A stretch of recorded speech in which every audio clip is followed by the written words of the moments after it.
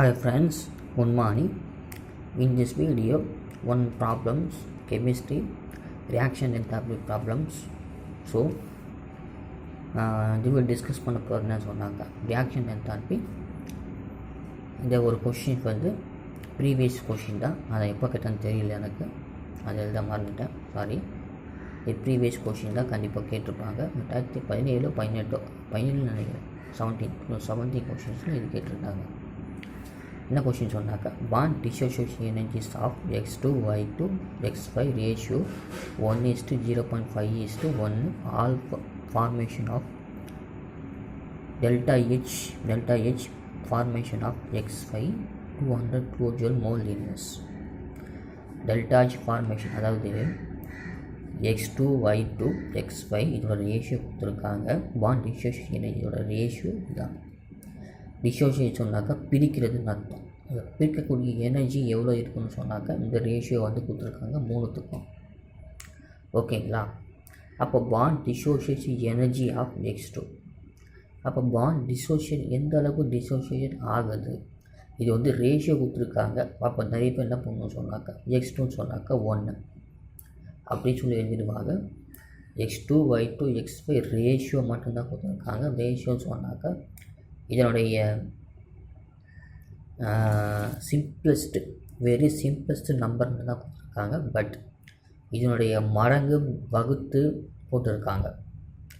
வகுத்ததை மட்டும்தான் இது வந்து கொடுத்துருக்காங்க ரேஷியோ. பட் நம்ம வந்து எக்ஸாக்டாக வந்து இது ஒன்றும் வராது. அதோட என்ன மடங்கு இருக்கோ அந்த மடங்காக பெருக்கிக்கணும். ஓகேங்களா? அப்போ தான் இந்த ரேஷியோ வந்து செல்லுபடி ஆகும். ரேஷியோ சொன்னாக்கா ஷார்ட் ஃபார்மில் கொடுத்துருக்காங்க, வெரி சிம்பிளஸ்ட் நம்பர். ஓகேங்களா? வெரி சுருக்கி கொடுத்துருக்காங்க நம்பர். ஸோ வாங்க பார்க்கலாம்.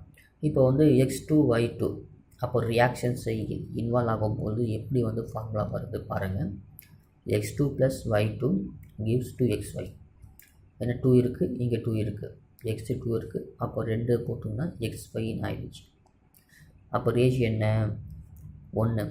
1ன்னு சொன்னாக்கா சிம்பிளஸ்ட் ஃபார்ம். ஸோ இதனோட மல்டிப்ளிகேஷன் பண்ணாக்கா இது வந்து அதோட வேல்யூ கிடைக்குமோ, அதோட வேல்யூ கிடைக்குதுன்னு பார்க்கணும். அப்போது என்ன மதிப்புன்னு நமக்கு தெரியாது. எந்தோட மல்டிப்ளை பண்ணால் இந்த மதிப்பு வந்து கண்டிப்பாக வரும் தெரியாது. ஸோ எக்ஸ்ன்னு வச்சுக்கிறோம். அதே மாதிரி y2 வச்சுக்கணும். y2 என்னது 0.5. அப்போ 1/2x அல்லது 0.5. அப்போ 2x5 சொன்னாக்கா 2x.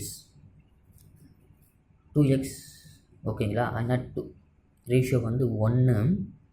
பட் இந்த ஸ்டாய்கியோமெட்ரிக் கோஎஃபிஷியன்ட் வந்து 2 கொடுத்துருக்கனால 2. ஓகேங்களா? 2 மோல்ஸ் கொடுத்துருக்கனால 2 மோல்ஸ்.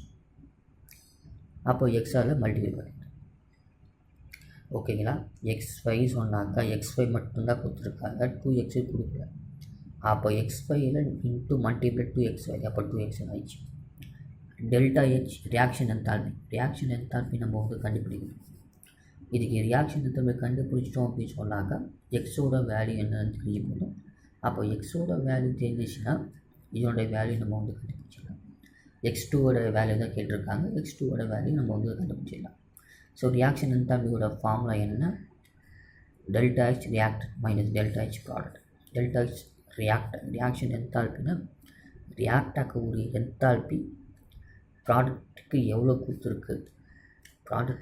கொடுத்துருக்கு, அதுதான் வந்து reaction enthalpy. So reaction enthalpy எப்போவுமே எனர்ஜி வந்து அப்சார்ப் பண்ணோம், சிலது ரிலீஸும் பண்ணோம்.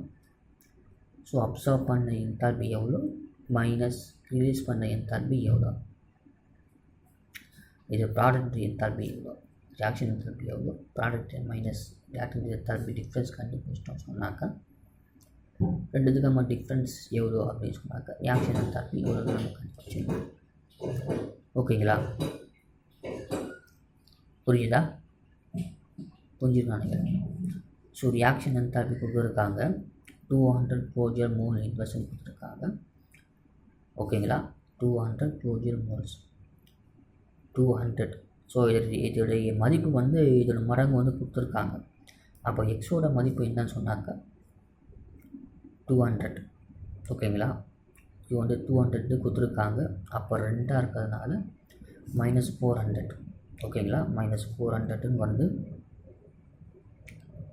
இதனோட எக்ஸோட மதிப்பு நம்ம கொடுத்துருக்காங்க, இதோட எக்ஸ் மதிப்பு தெரியாது.